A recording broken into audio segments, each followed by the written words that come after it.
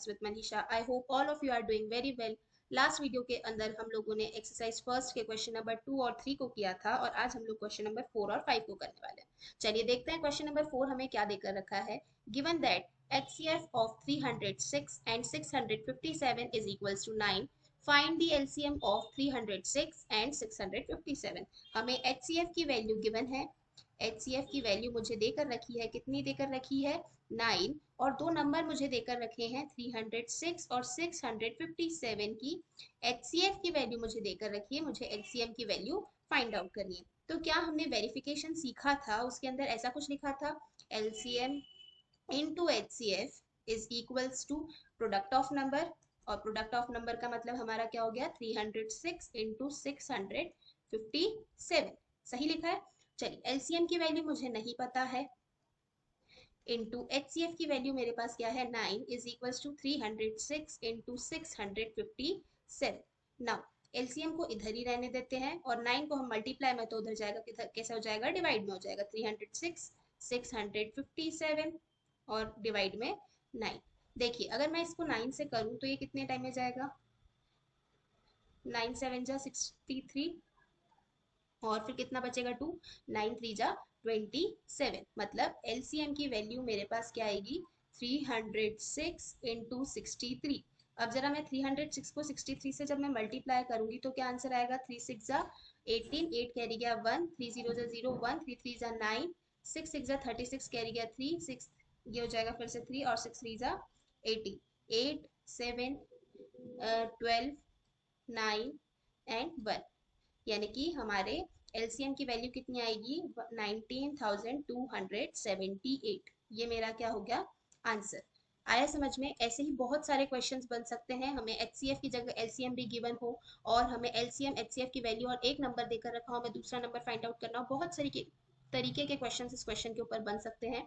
सो अच्छे से प्रैक्टिस करेंगे। If you have any doubt comment down, I will clear your doubt. Now question number 5 के ऊपर चलते हैं हम लोग। क्वेश्चन नंबर 5 हमें क्या देकर रखा है, check whether 6 to the power n can end with digit 0 for any natural number n।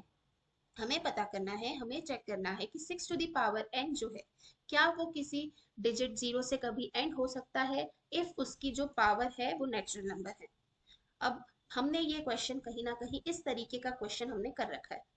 कहाँ करके रखा है, हमने एग्जाम्पल के अंदर एक क्वेश्चन किया था जिसमें 6 टू दी पावर n की जगह पर क्या था 4 टू दी पावर n, और इसीलिए मैंने कहा था कि एक मोस्ट इंपॉर्टेंट क्वेश्चन है, क्योंकि हमें 4 to the power n, 6 to the power n, 9 to the power n, 3 to the power n, 5 to the power n, 25 to the power n, ऐसे बहुत सारे नंबर्स के लिए ये क्वेश्चन बन सकता है और 100% ये क्वेश्चन बोर्ड्स के अंदर आता ही आता है।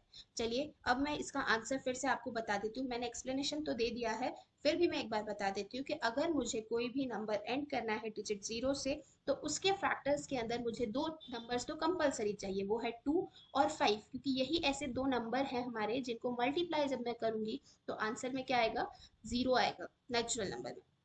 चलिए अब अगर मैं बात करूं तो यहाँ पर मैं आंसर कैसे लिखूंगी। फर्स्ट पॉइंट क्या होगा मेरा, टू गेट, सबसे पहले हम कंडीशन बताते हैं, to get any digit, to get any digit or number end with digit 0, to get any digit or number end with digit 0 we need 2 and 5 as prime factor. अब एक चीज का ध्यान रखना, हमें सिर्फ 2 और सिर्फ 5 से काम नहीं चलेगा, हमें 2 और 5 दोनों चाहिए। ठीक है, इसीलिए मैंने 2 एंड 5 लिखा है, 2 और 5 नहीं लिखा है। लेकिन अब हम क्या करेंगे, सेकंड पॉइंट के अंदर उसकी कंडीशन बताएंगे कि इस नंबर की कंडीशन क्या है। But in prime factorization of, but in prime factorization of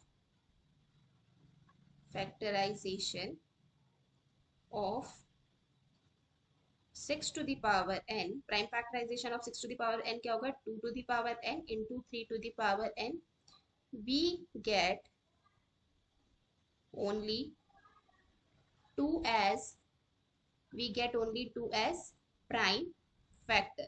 इसीलिए अब अगली कंडीशन में क्या होगा, therefore there exist, therefore there exist there exist no natural number, no natural number can end with digit 0। I hope आपको ये question समझ आया होगा, और हम लोग नेक्स्ट वीडियो के अंदर क्वेश्चन नंबर 6 और 7 को कंप्लीट करेंगे, क्योंकि वो कंपोजिट नंबर की एक थ्योरम के साथ होगा, इसलिए मैं उसको अच्छे से एक्सप्लेन करूंगी। और लाइक शेयर एंड सब्सक्राइब जरूर कीजिएगा, अपने फ्रेंड्स एंड फैमिली को जरूर सजेस्ट करिएगा। क्लास 10th की प्रिपरेशन हम बहुत अच्छे से करेंगे। Thank you so much.